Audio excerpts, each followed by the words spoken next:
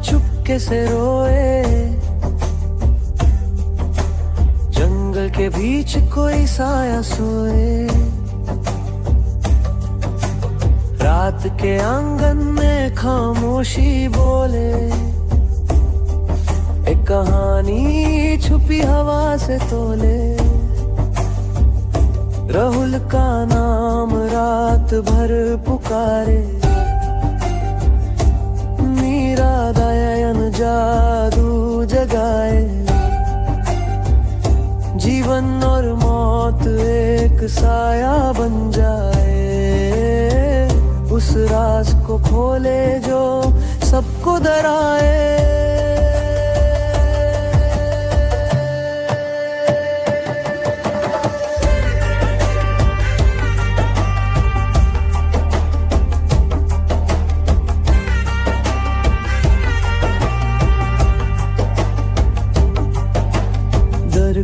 राहुल एक पत्रकार था। उसे भूत प्रेत जैसी बातों पर बिल्कुल भी विश्वास नहीं था। एक दिन उसे भूतवाड़ा नाम के गांव के बारे में पता चलता है। लोग कहते थे कि उस गांव के किनारे एक अंधेरा जंगल है जहां सारा नाम की एक डायन रहती है। जो भी उस जंगल में जाता है वो कभी लौटकर नहीं आता। लेकिन राहुल को इन बातों पर यकीन नहीं होता और वह सच्चाई जानने के लिए भूतवाड़ा पहुंच जाता है। जंगल के पास पहुंचते ही माहौल बदल जाता है।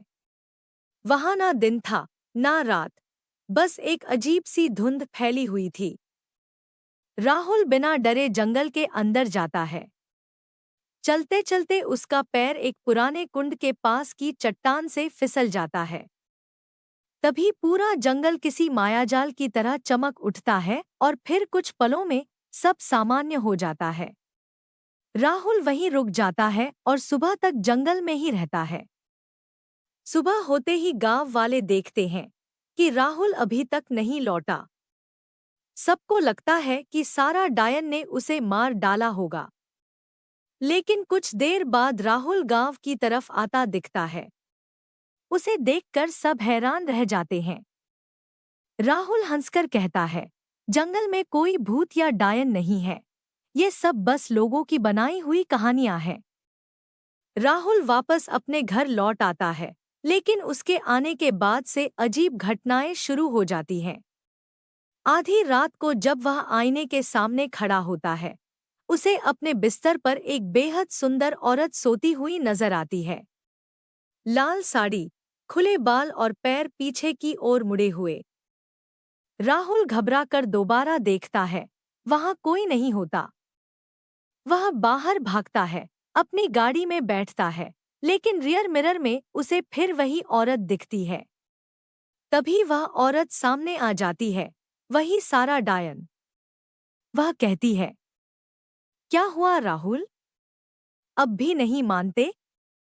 जब मैं तुम्हारे सामने हूं तब भी इसे भ्रम समझ रहे हो? ठीक है, अब मैं तुम्हें खा जाऊंगी, इसे भी अपना भ्रम समझ लेना। राहुल डरते हुए पूछता है, अगर तुझे मुझे मारना था तो जंगल में ही क्यों नहीं मारा?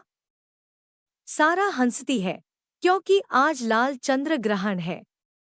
जब चांद लाल होता है तब किसी इंसान की आत्मा खाने से मुझे 1000 गुना शक्ति मिलती है। सारा राहुल पर झपटती है। तभी एक और डायन प्रकट होती है, मीरा डायन। वह सारा से भी ज्यादा शक्तिशाली होती है।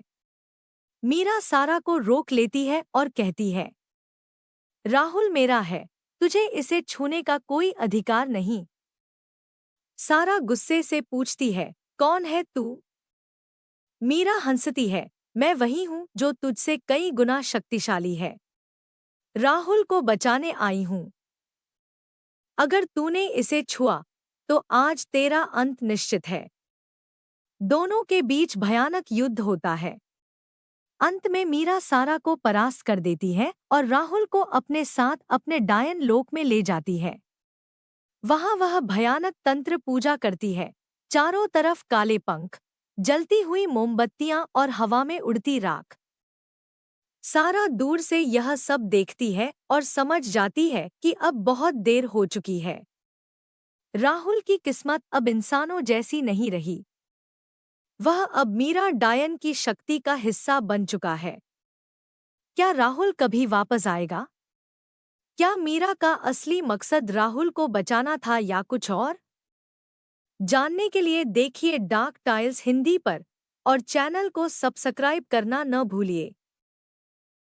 अगर राहुल जंगल में जाकर सही सलामत लौट आया, मतलब सारा दायन ने उसे कुछ नहीं किया, तो ये किसी बड़े खतरे का संकेत है।